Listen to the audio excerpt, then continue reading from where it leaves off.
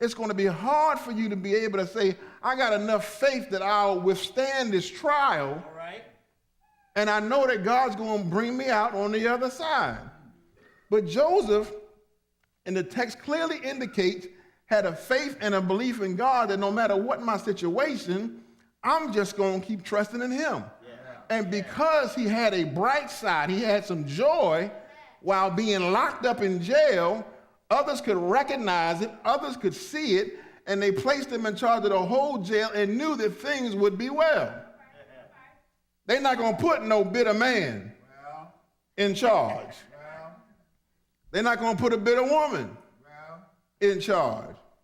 And you may say, well, Red House Night, but how does this relate? Well, you don't like your job. So you bitter.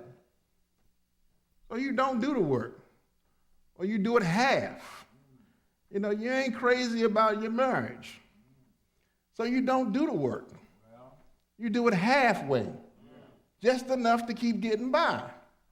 Well, as long as you take a bitter approach to your life, whatever the situation is, you're never going to achieve that maximum potential because you're so busy being caught up in yourself not having or what the way you think your life should be. So therefore, if I'm miserable, I'm going to make everybody around me miserable.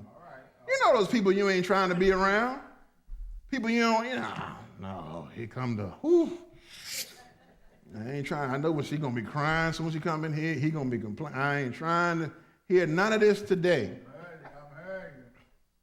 We got it in our families, in our homes, our friends. We got all this negativity.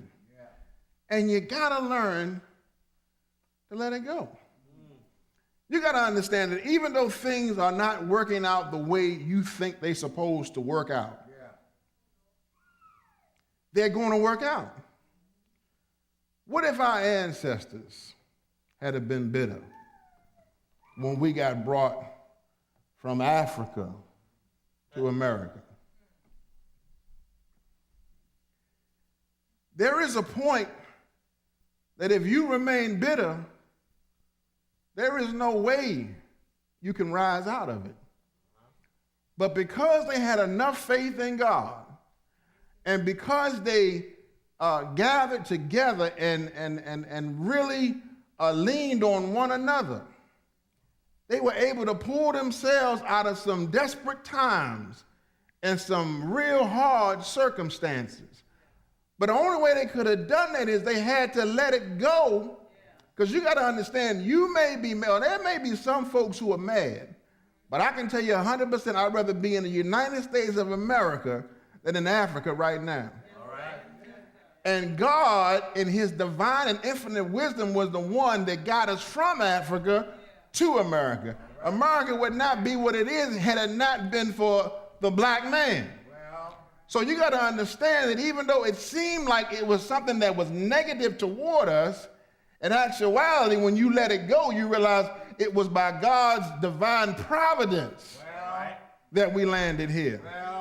You may not understand or like the method, but it was God who made sure we were here.